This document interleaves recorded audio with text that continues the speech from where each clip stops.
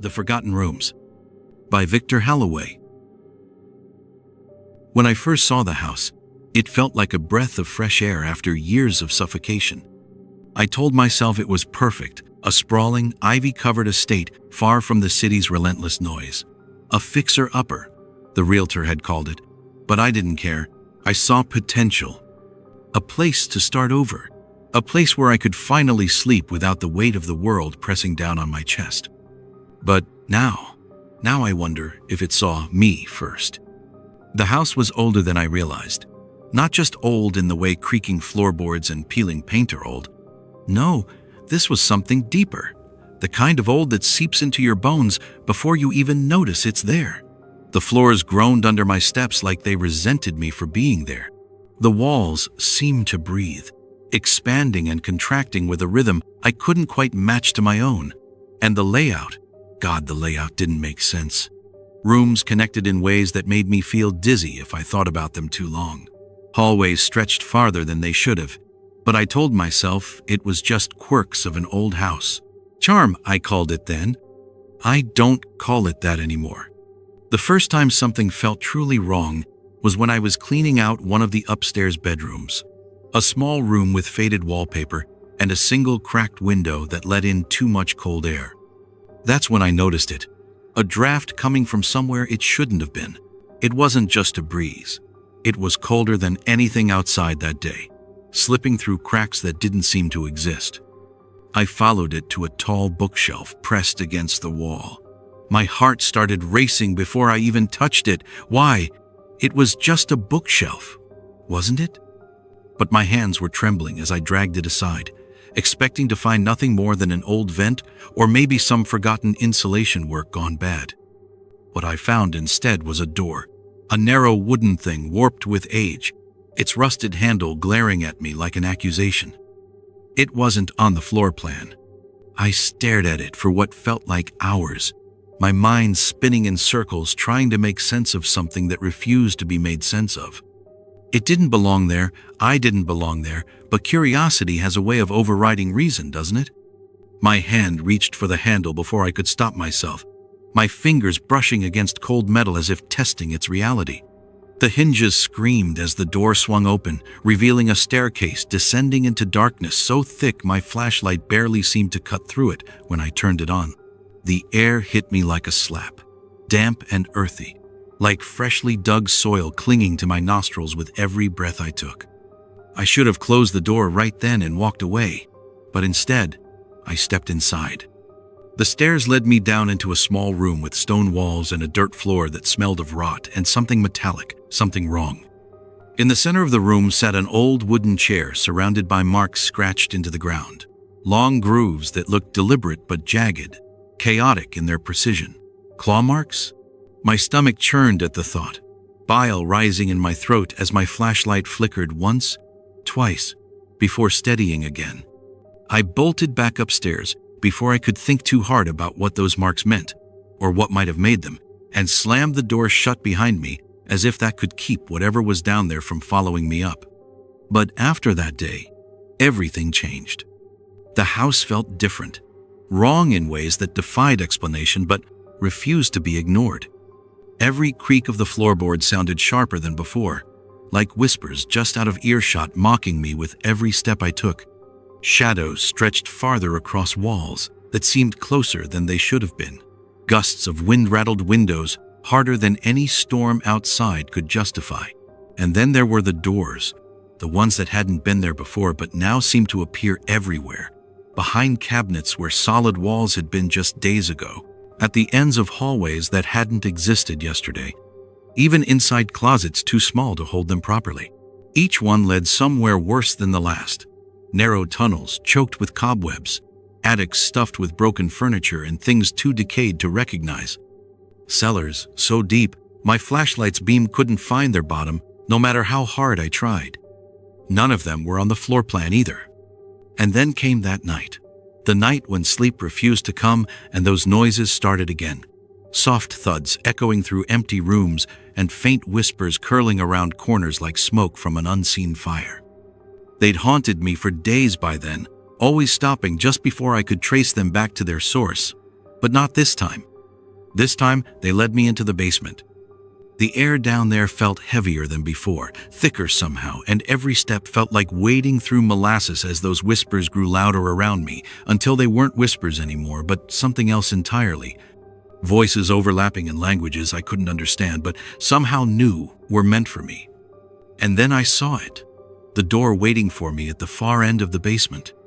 This one was different, reinforced with metal bars across its frame, as if someone had tried desperately to keep whatever lay beyond locked away forever. My hands shook so badly, I almost dropped my flashlight as I gripped the handle and pulled. The room beyond swallowed me whole, a cavernous space lined with cages stacked against every wall like grotesque storage units filled with horrors no one should ever see. At first glance, they looked like mannequins, human-shaped figures slumped lifelessly against cold metal. But when my flashlight landed on one directly, its head turned toward me. It wasn't a mannequin.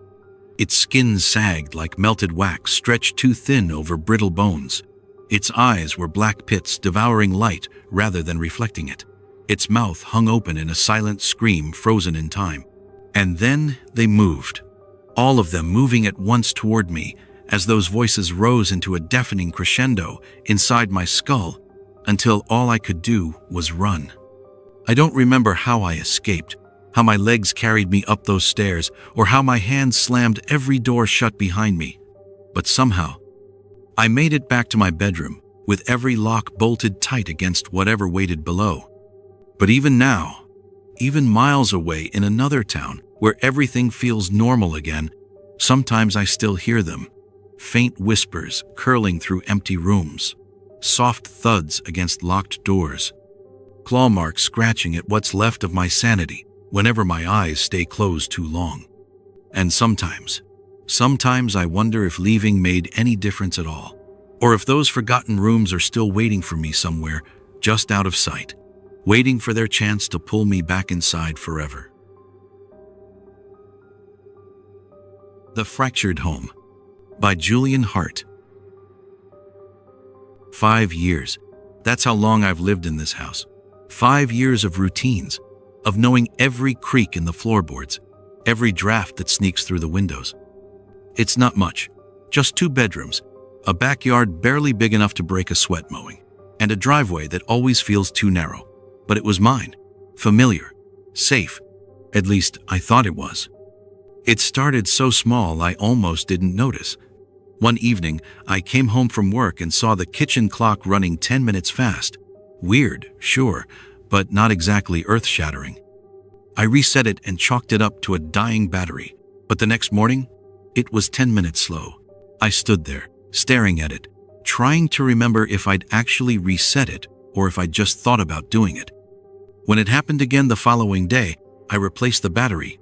That should have fixed it, should have been the end of it. But no matter what I did, the time was always wrong. Not by much, just enough to make me question myself. Did I reset it? Or did I just imagine that?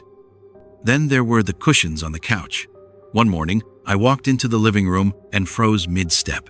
The patterned side of the cushions was flipped over to the plain gray side. That's not how I keep them. I always keep them patterned side up because it makes the room feel less dull. My brain scrambled for an explanation. Did I flip them while cleaning? No, I hadn't cleaned this week. Still, I told myself I must have done it and forgotten somehow. It was easier than admitting something felt off. But things didn't stop there. One night, while lying in bed with a book propped open in my lap, I heard laughter, soft and distant, like kids playing far away. My chest tightened instantly, my breath catching in my throat as every muscle in my body locked up. There aren't any kids nearby.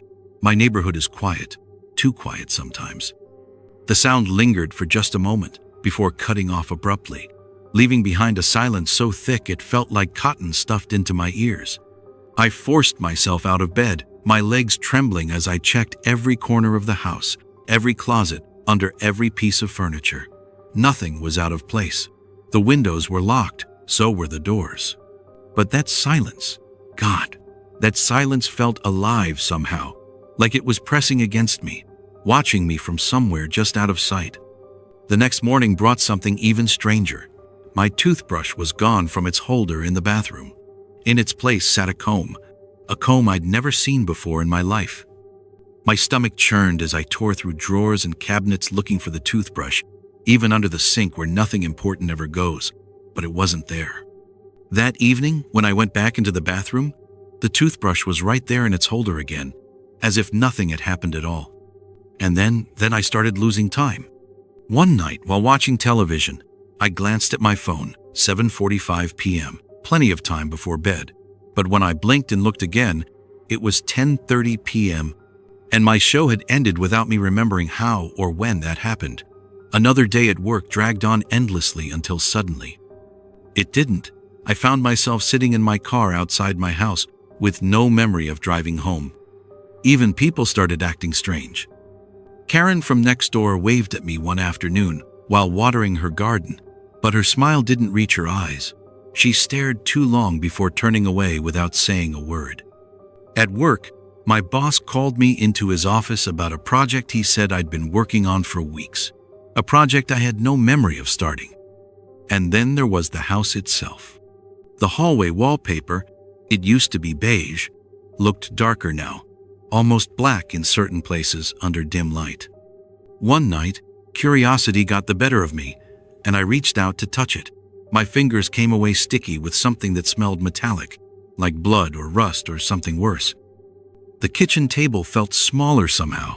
Chairs scraped awkwardly against each other as if they didn't belong anymore, as if I didn't belong anymore. And the mirror in my bedroom. God help me, that mirror haunted me most of all. It wasn't just reflections that were wrong, it was me.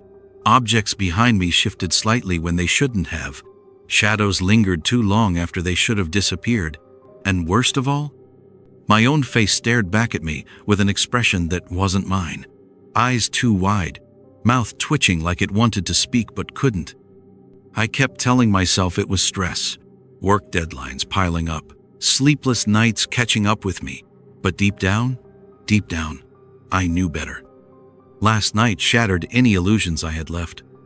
I woke up around 3 a.m., heart pounding so hard it felt like it might burst out of my chest for no reason at all. The air around me felt heavy, oppressive, and shadows stretched deeper than they should have, despite moonlight spilling through half-open blinds. And then came the sound, a faint hum of static growing louder and louder until it filled every corner of the room like white noise cranked up to unbearable levels. And then, silence again. But this silence wasn't empty. It carried something with it, whispers buried deep within its folds, faint yet close enough to crawl under my skin and settle there like an itch I couldn't scratch, no matter how hard I tried. When morning finally came, or what passed for morning under skies choked with gray clouds, it felt wrong too, heavy and endless and suffocating all at once. I don't know what's real anymore. Not this house, or these people, or even myself sometimes. The House of Quiet Whispers by Eleanor Vane. I didn't want to move into the house. God, I didn't even want to look at it. But my sister wouldn't let it go. She said it would be good for me. A fresh start after the divorce. A clean slate. I wasn't looking for a fresh start. I wasn't looking for anything except silence. The price was absurdly low. Too low. But I didn't ask why. I didn't care. I just wanted to be left alone.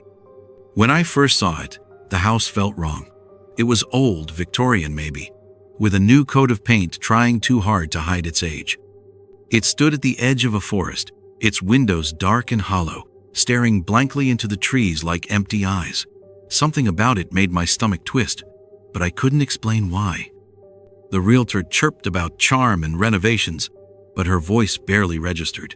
I signed the papers without thinking twice. The first night was uneventful.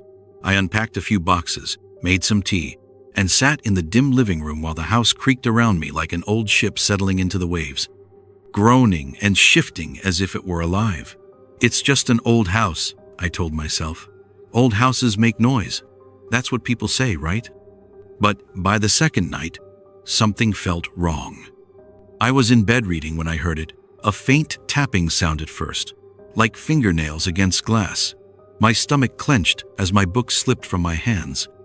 The window across the room was covered by curtains, but I could see shadows of branches swaying outside in the wind.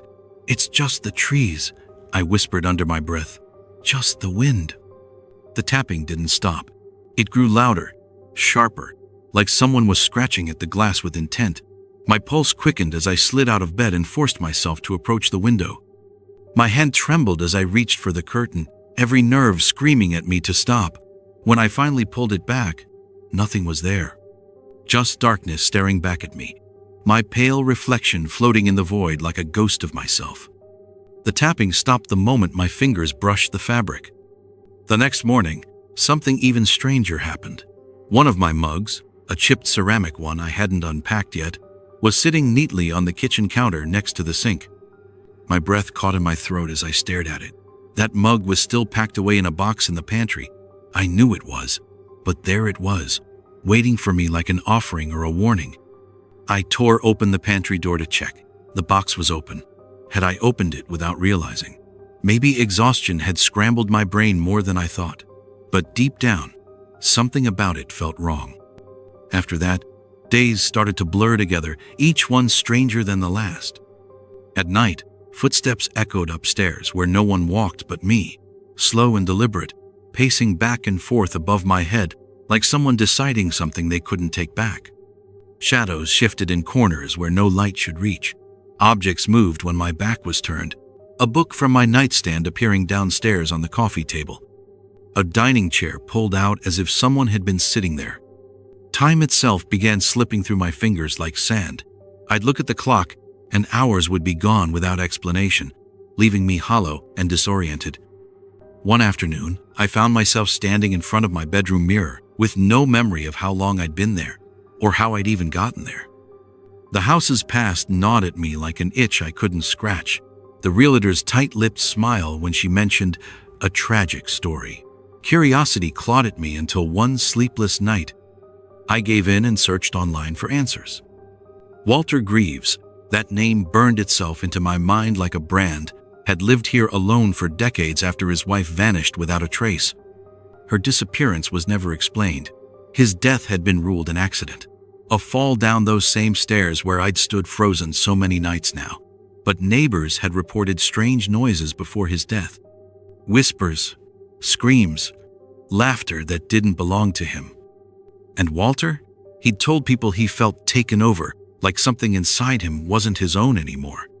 After that discovery, everything unraveled faster than before. I started waking up in places I didn't remember going, curled on the hallway floor, slumped by the fireplace, once even outside on the porch with dirt under my nails, and no idea how long I'd been there or why I'd left my bed at all. My dreams became suffocating.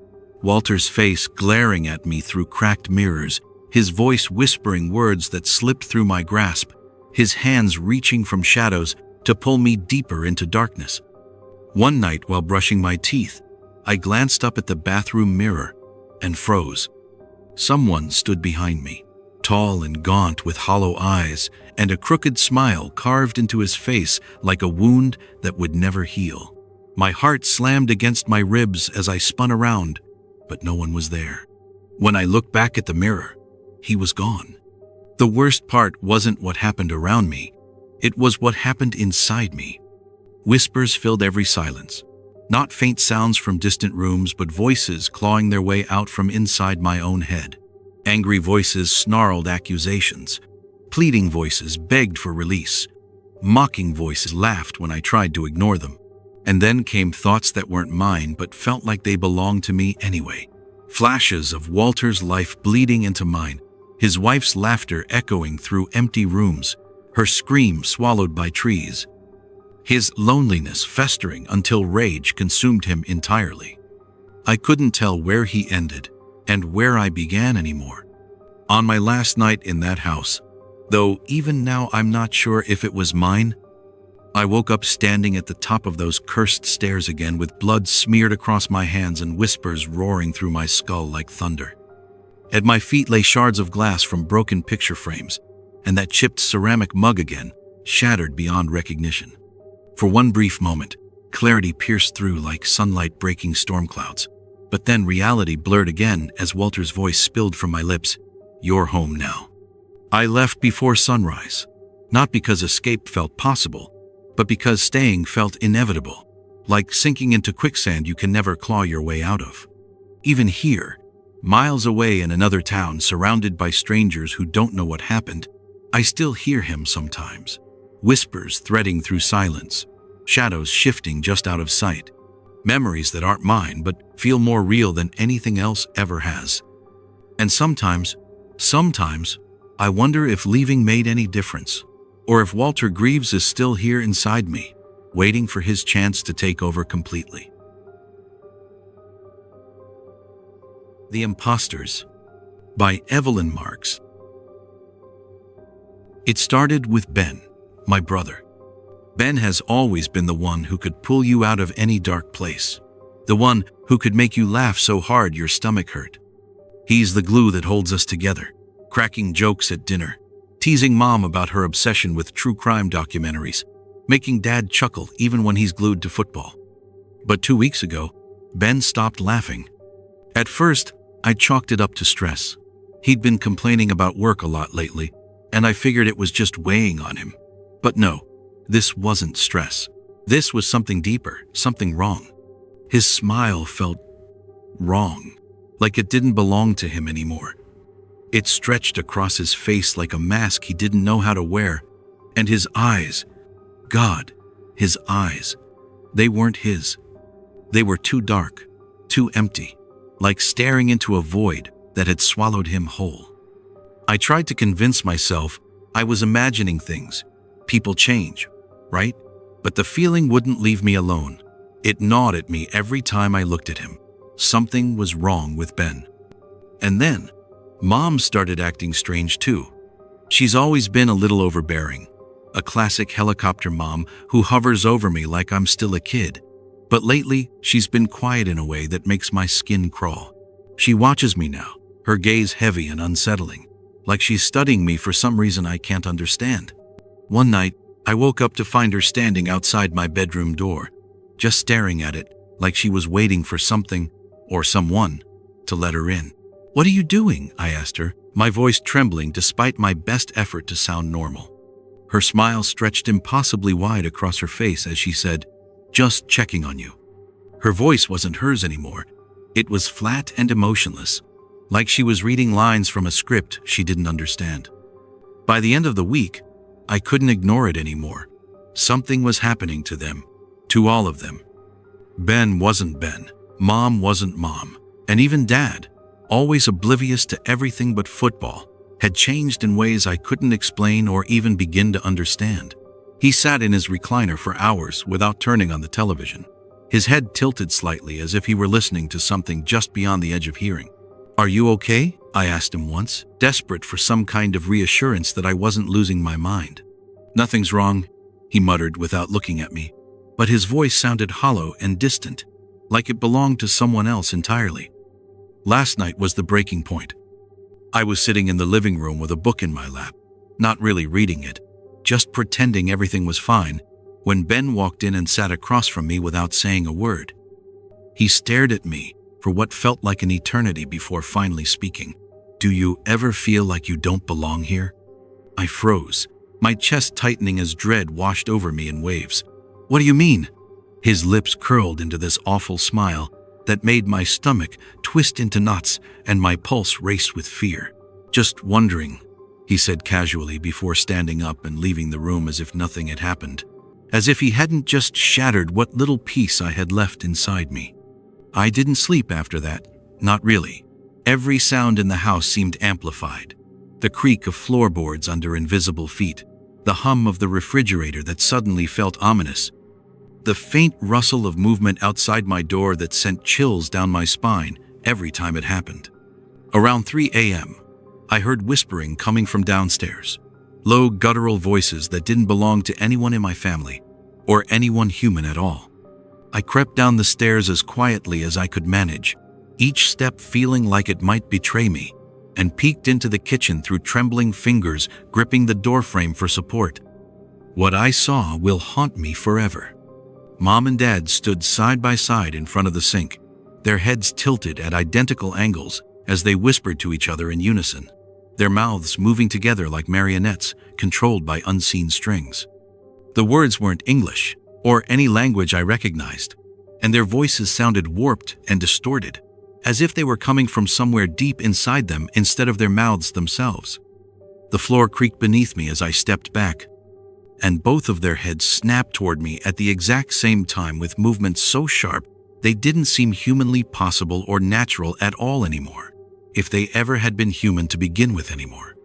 I ran faster than I've ever run before in my life, locking myself in my room and pressing my back against the door, as if that would keep them out, as if anything could keep them out if they decided they wanted in.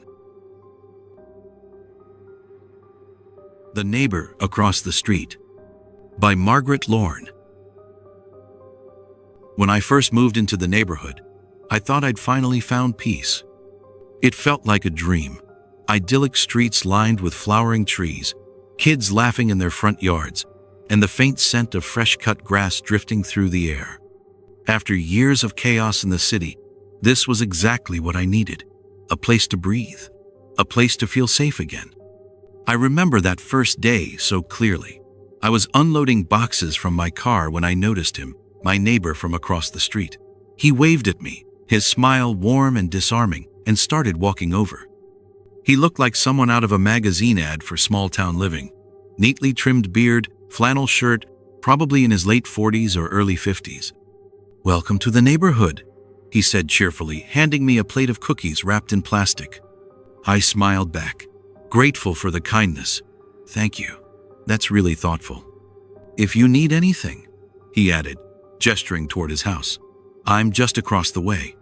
It felt like something out of a Hallmark movie, a perfect little moment of neighborly goodwill. I thanked him again and went back to unpacking, not thinking much of it at the time. The first few weeks passed uneventfully.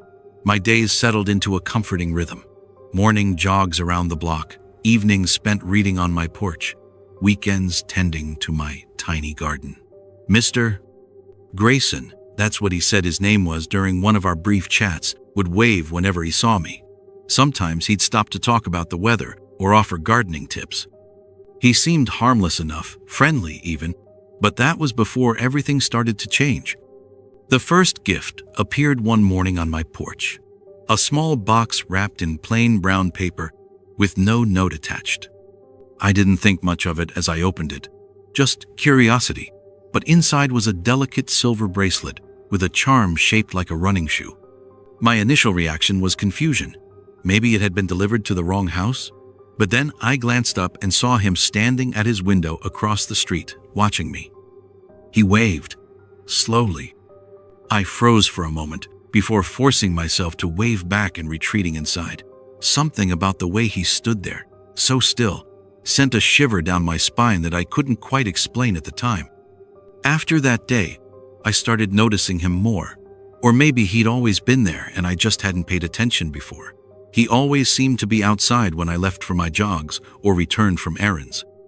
At first, I tried to brush it off as coincidence. Neighbors see each other all the time, right? But then he started saying things he shouldn't have known about me. "Late night at work yesterday?" he asked casually one morning as I stepped out to grab my mail. I stopped mid-step, my stomach dropping like a stone. "How did you know that?" He chuckled and gestured toward my house like it was obvious. "Saw your lights on past midnight." It wasn't an unreasonable explanation, except my blinds had been closed all night. The gifts kept coming after that. A book by an author I'd mentioned liking during one of our brief conversations, gloves in my favorite color, and then one day, a framed photo of my house taken from across the street. My hands shook as I held it, nausea rising in waves as realization set in. This wasn't friendly anymore. It was something else entirely. I stopped waving after that and avoided him at all costs. But no matter how much distance I tried to put between us, he was always there, watching from his window or sitting on his porch with those unblinking eyes fixed on me like he was waiting for something. Then came the night that shattered any illusion of safety I had left. I woke up to tapping against my bedroom window, soft but insistent enough to pull me out of sleep with my heart pounding in my chest. Sitting up in bed, I stared at the glass where faint shadows danced behind the drawn curtains. "Who's there?" My voice trembled despite every effort to sound steady. The shadow froze for what felt like an eternity before it moved away into the darkness. I didn't sleep for the rest of the night. The next morning brought another gift, a larger box wrapped in bright red paper with a white ribbon tied neatly around it, like some grotesque Christmas present. My hands shook as I opened it. Inside was a framed photo of me sleeping in my bed. I dropped it instantly and stumbled back into my house, slamming and locking every door and window behind me as panic clawed its way through my chest. How? How had he gotten inside? How long had he been watching me? Why hadn't I noticed sooner? I called the police that afternoon and handed over everything, the photo, the other gifts, but they didn't seem particularly alarmed. "There's not much we can do without concrete evidence," one officer said apologetically before leaving. "Just keep your doors locked and call us if anything else happens." That night was unbearable. I sat clutching a kitchen knife in my living room, jumping at every creak or rustle outside until midnight, when my phone buzzed with an incoming text from an unknown number. "You looked beautiful tonight." My blood turned ice cold. I didn't respond but immediately called 911 again. By the time officers arrived, there was no sign of anyone near my house or his. "He's gone," one officer assured me after searching both properties. But deep down, I wasn't so sure. The days that followed blurred together in a haze of paranoia and exhaustion. Every shadow felt like him. Every sound made me jump out of my skin. Friends offered their homes as refuge, but part of me refused. I didn't want to let him win by driving me away from what was supposed to be my sanctuary. But then came the final straw. One morning, I woke up to find every window in my house wide open, even though I'd locked them all before going to bed, and scrawled across my bathroom mirror in red lipstick were 3 chilling words. "You can't hide." I packed up what little I could carry and left that same day without looking back once as movers loaded up what remained of my life there. Even now, even here, I can't shake the feeling that danger hasn't truly left me, that somewhere out there, he's still watching, waiting. The Silence Beyond the Trees by Elias Crane. I came here to escape, to breathe, to find some kind of stillness after the city had wrung me dry. The cabin seemed perfect, secluded, quiet, a place where I could finally finish my novel without the constant hum of traffic or the suffocating press of people. But no one warned me about the silence. It wasn't peaceful. It was wrong, too heavy, like a weight pressing down on my chest, the kind of silence that makes your ears strain for something, anything, to fill it. No bird song, no rustling leaves, no scurrying animals in the underbrush, just the groan of trees swaying in the wind and the faint whisper of a river I could never seem to find. It felt unnatural, like something had stolen all the sound and left me stranded in this oppressive void. At first, I told myself it was fine. The first night even felt comforting. I slept deeply by the fire, lulled by its warmth and crackle. But by the third day, I started noticing things. Little things at first. Food missing from the pantry, a packet of beef jerky gone. I thought maybe I'd eaten it without remembering, caught up in some late-night writing haze. But then it was more. A loaf of bread vanished, half a block of cheese, a jar of peanut butter with its lid torn off so violently that the glass rim had chipped. "Raccoons," I said aloud to no one, trying to convince myself. But there were no paw prints, no torn screens or overturned trash cans, nothing to suggest an animal had been here at all. By the 5th night, I heard them for the first time. I was outside chopping wood as dusk began to settle over the clearing, my axe biting into the stump with satisfying thuds. That's when I felt it, eyes on me, watching. Heavy and unrelenting, like a hand pressing against my back. I froze, my breath catching in my throat as I turned toward the tree line. Shadows stretched long between the pines, but nothing moved. Still, something was there. I could feel it in my bones, in the way my skin prickled and my instincts screamed at me to run. Instead, I grabbed the axe and dragged it back to the cabin, locking every door and window behind me as tightly as I could manage. And then they started howling. It wasn't wolves. I know what wolves sound like. But this was different. High-pitched and jagged, like laughter twisted into something sharp and hungry. The sound circled closer and closer around the cabin until it felt like it was inside my head, scraping against my thoughts like nails on glass. I pressed myself against the wall beside the fireplace, clutching the axe so tightly my hands shook, trying not to breathe too loudly for fear they'd hear me through the cracks in the wood. When morning came, it brought no relief, only proof that something was out there. Tracks surrounded the cabin in chaotic loops, smaller than wolf prints but elongated with claws that gouged deep into the soil like talons searching for purchase. There were so many of them, leading back into those dark woods where sunlight barely touched. That's when I saw it, or thought I did. Just a flicker of movement between two trees, too fast for me to make out clearly. Its shape was wrong. Hunched shoulders that didn't belong to any animal I knew, spindly legs that moved unnaturally fast, fur patchy and gray like something sick or dying but still alive enough to hunt. I didn't go outside again that day. When night fell, they came back, bolder this time. Something scratched at my door, not frantic or random but slow, deliberate, each drag of claws against wood sending shivers down my spine. My hands trembled as I gripped a fireplace poker and peered through one of the windows I hadn't yet boarded up. Moonlight spilled over the clearing outside, empty except for my Jeep parked just 20 feet away, but still, they were there, watching. Then came tapping from above, sharp and rhythmic against the roof shingles like fingers testing their strength, and that's when I lost it completely. I screamed at them to leave until my throat burned, and my voice cracked under its own weight. The tapping stopped. So did everything else. The howling, scratching, all gone in an instant as silence swallowed everything whole again. But this silence wasn't empty.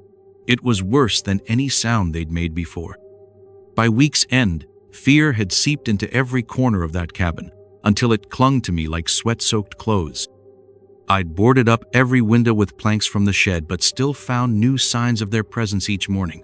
Claw marks gouged into walls, faint whispers that mimicked voices I recognized, shadows darting just beyond my vision. And then one night, I woke up with it perched on my chest. Its breath was hot against my face as yellow eyes bore into mine, pupils slit like a cat's but filled with something far too intelligent for any animal. It didn't make a sound as it crouched over me. Its claws pricked through layers of blankets while its muzzle twisted unnaturally short and human-like around its nostrils. I swung blindly, the fire extinguisher beside my bed connecting with a sickening crunch, and it yowled before vanishing through a cracked window, leaving behind black blood that stank of rot and decay.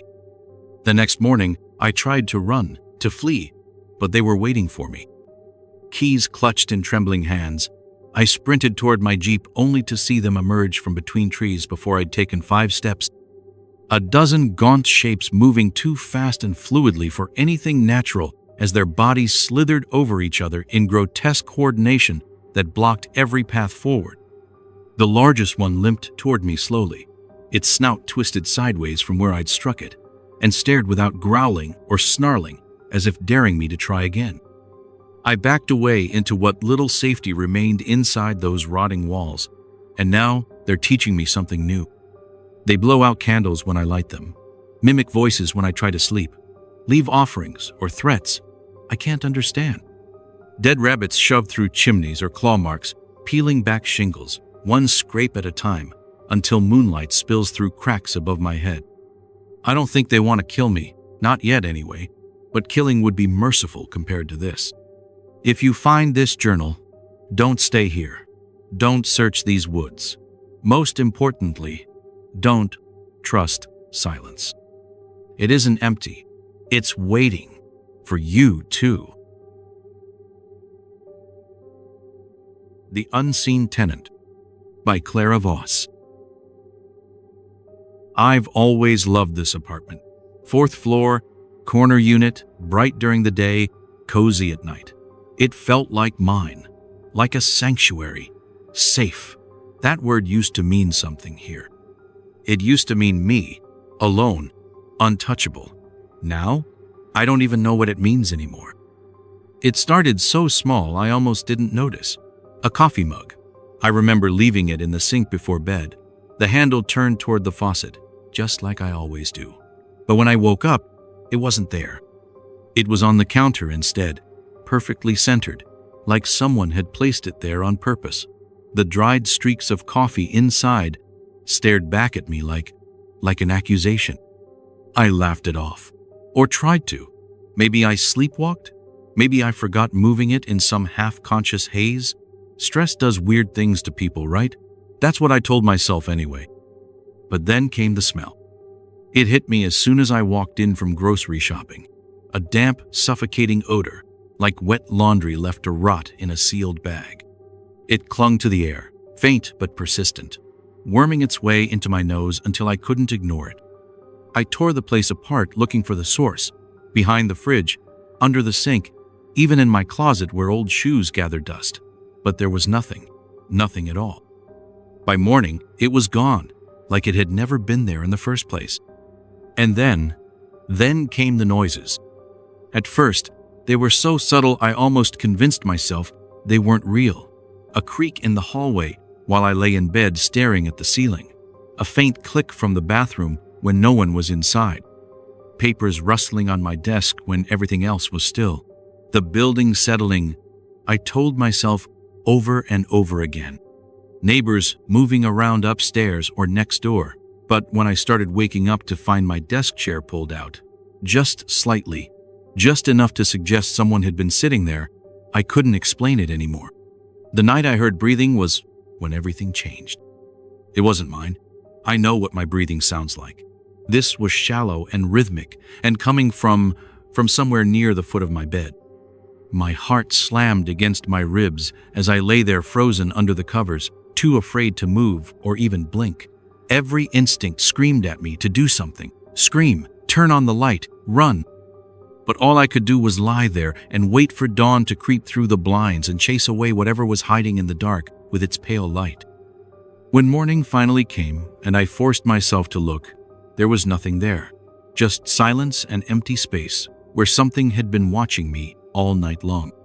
I bought cameras that day, cheap ones that only needed motion to activate, and set them up everywhere. By the front door, in the living room where shadows seemed to linger too long, even facing my bedroom while I slept. For days they recorded nothing but me pacing nervously or staring blankly at my laptop, trying not to think about what might be waiting for me when night fell again. But Thursday night changed everything again. The camera pinged me awake at 3:17 a.m., and my hands shook as I opened the video feed on my phone. At first, it showed nothing, just darkness and faint streetlight filtering through the blinds. But then I saw it, a shadow near the bookshelf shifting unnaturally, pooling forward like ink spilling across paper before retreating into itself again. My stomach turned over as I stared at it, watched it move, but no motion was detected, no alarms triggered. How could that be?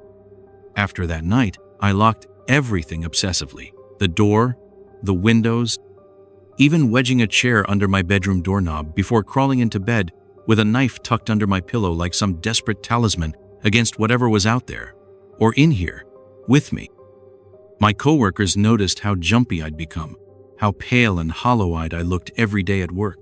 "You look haunted," Mark joked once with a laugh that felt cruel without meaning to be. Haunted doesn't even begin to cover it.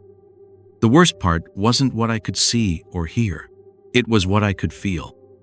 The heavy weight of something watching me while I washed dishes or scrolled through my phone, air thickening around me as if the room itself were holding its breath.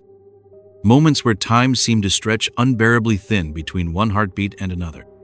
And then there was the hair. A single strand of gray curled neatly on my pillow one afternoon when I came home from work early. It wasn't mine. That's when I called the police. They sent an officer who scanned my spotless apartment with polite skepticism etched across his face. No signs of forced entry, he said with a shrug, after watching my video of the shadow shifting near my bookshelf. Could be a glitch, he added dismissively before leaving me alone again with nothing but fear for company. I cried in the shower until my legs gave out beneath me. The crawl space is where everything finally broke, where reality twisted into something unrecognizable and horrifyingly real. I only found it because insomnia had turned me into a creature of endless staring at walls, ceilings, anything that might reveal some secret hiding just out of reach, and that's when I saw it. A faint discoloration near a seamless panel behind a light fixture in my bedroom ceiling. My hands trembled as I slid it open and shone my flashlight inside. A cramped tunnel that smelled of earth and metal and something far worse than either of those things combined. Handprints smeared across every surface, dozens of them, and at the end of that suffocating space lay a nest, shredded blankets tangled with empty water bottles and my coffee mug, the one from weeks ago, cracked now but unmistakable. And tucked beneath it was a Polaroid photo of me, sleeping. I moved out hours later without looking back, not even when property management yelled about deposits or fees or leases broken without notice. Now I'm here, in another apartment across town, but safety feels like an illusion now. Locks checked 5 times before bed, cameras running constantly even though they've shown nothing since. Sleepless nights spent listening for breathing that isn't mine. Last night felt different again. I swear I heard it, soft and steady right beside my ear, and when I turned on the light, there was nothing there. Nothing but an indentation on the pillow next to mine, as if someone had been lying there all along, watching me, waiting for something I'll never understand but fear more than anything else in this world. The Voice on the Line by Miriam Cross. The first call came on a Tuesday evening. I'd just sunk into the couch, wine glass in hand, when the landline rang. That sound, sharp and shrill, cut through the quiet like a blade. My stomach flipped. I couldn't even remember the last time I'd heard it ring. No one called that phone anymore. Not since Mom died. For a moment, I just stared at it, frozen. It felt wrong, somehow. Like it didn't belong here. Like it had dragged itself out of some forgotten corner of my past, just to taunt me. My hand hovered over the receiver before I finally picked it up. Hello? My voice sounded steadier than I felt. Static greeted me, soft and uneven, like wind scraping through dry grass. I almost hung up right then and there, but then I heard it. A voice. You shouldn't have kept the house, Claire. Low and warped, like it was bubbling up from underwater. And then, click, silence. I sat there for what felt like hours, staring at the receiver in my hand, my heart pounding so hard it drowned out everything else. They knew my name. They knew about the house, about Mom. My thoughts raced, tripping over themselves in their scramble for answers. A prank? Someone from the probate office? But no one would joke about this, not like that. When the second call came 3 days later, I wasn't ready for it. It was midnight, and I was deep in sleep when that piercing ring jolted me awake. My chest tightened as I fumbled for the phone in the dark, my hands shaking so badly I nearly dropped it. Check the attic, the voice said this time. Clearer now, but still wrong. Still hollow and empty somehow. Neither male nor female, but something in between. Or maybe something else entirely. Who is this? I demanded, my voice cracking under the weight of my fear. A sound followed, a laugh. But it wasn't human laughter. It gurgled, wet and choking on itself, like something drowning in its own mirth. You'll see. I don't know why I didn't hang up right then and there. Why I didn't throw the phone across the room and lock every door and window in the house. But instead, I found myself standing at the base of the attic ladder minutes later. Flashlight gripped so tightly, my knuckles ached. The air up there was thick and stale, heavy with dust and memories I'd spent years trying to bury. Mom's wedding dress draped over a chair like a ghost. Boxes stacked haphazardly with old tax records and childhood drawings. Nothing out of place, yet everything felt wrong somehow. like something unseen was watching me from just out of reach. And then I saw it. A shoebox shoved behind a roll of insulation, its lid sealed with brittle, yellowed tape that crumbled under my trembling fingers as I peeled it away. Inside were Polaroids, dozens of them, of me. Me at 8 years old, grinning over birthday candles. Me in college, laughing with friends outside my dorm. Me last week, asleep on this very couch. My breath caught in my throat as my eyes locked onto those last photos, the edges smudged with faint fingerprints that didn't belong to me. I don't even remember dialing 911. My hands moved on their own while my mind screamed at me to wake up from this nightmare. The police came quickly, too quickly, and took the box away without meeting my eyes as they dusted for prints and asked if I had enemies or knew anyone who might want to hurt me. "Probably a stalker," one officer said flatly as he handed me back my statement form. "Change your locks. Maybe get a security system." But he didn't say what we were both thinking, how recent those photos were, and how Mom's landline had been disconnected for years before she died. The third call came while I was scrubbing the kitchen floor. "You missed a spot," the voice crooned through the receiver. The sponge slipped from my fingers as bile rose in my throat. "What do you want?" My voice barely escaped as a whisper. "To play," it said simply. Then came the click, and darkness swallowed everything whole. By week 3, sleep had become a distant memory. The calls came every night now, always after midnight. Always knowing things no one else could possibly know. How I got that scar on my knee when I was 7. What passcode I used for my gym locker. How I hummed Moon River under my breath when nerves got to me. "Stop watching me," I screamed into the phone one night, tears streaming down my face as rage and terror twisted together inside me. "I don't need to watch," it whispered back with chilling calmness. "I'm already here." I bought a call blocker out of desperation, but it didn't matter. The phone rang anyway, even when unplugged. Last night broke me. The voice woke me at 7 a.m., sharper than ever before. "Look under the bed." My whole body locked up at those words.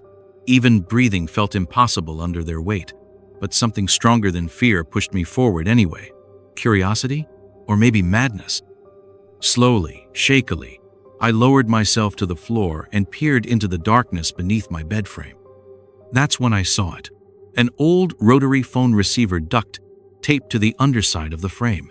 Its cord had been severed long ago, but dried flakes of something dark clung to its mouthpiece. Blood.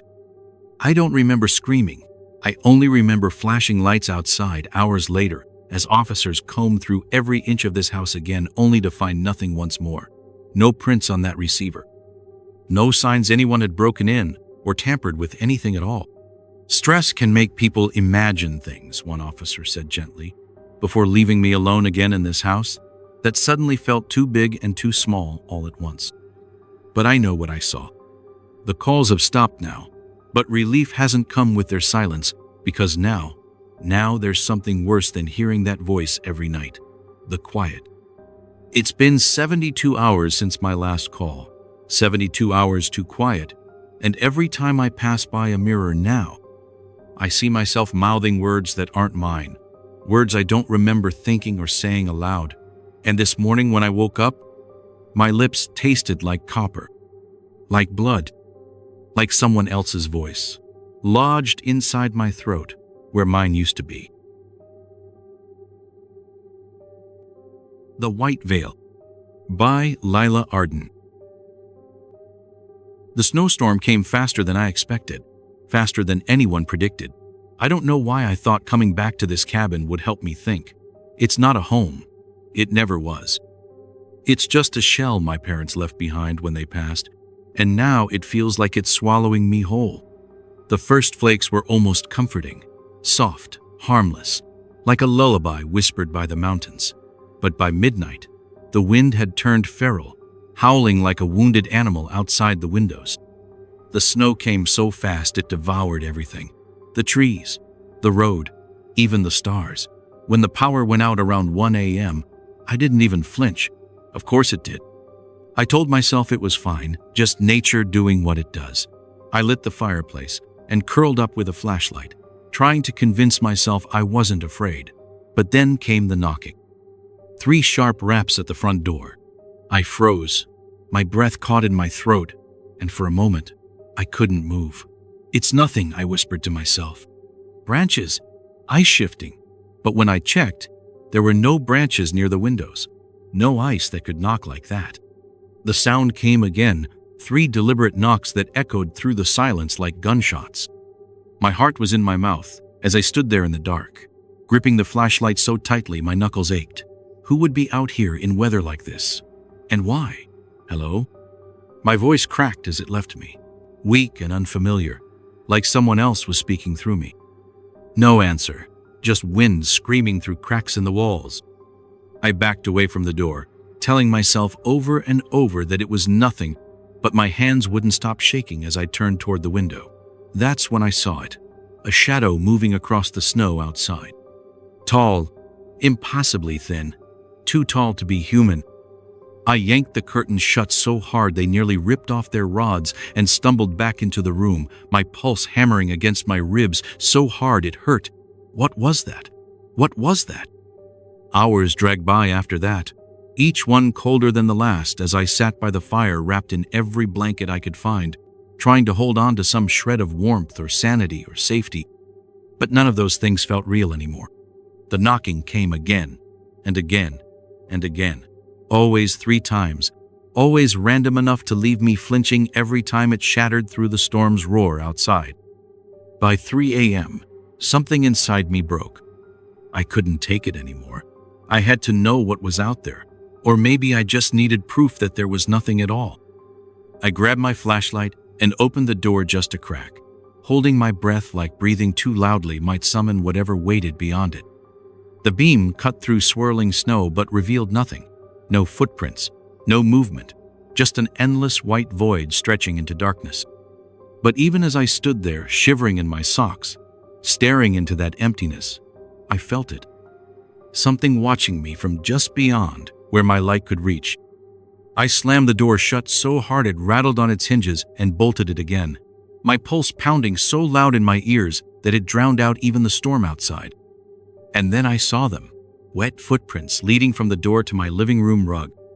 Bare feet, too large to be mine, too fresh to have come from outside without leaving a trail back out again.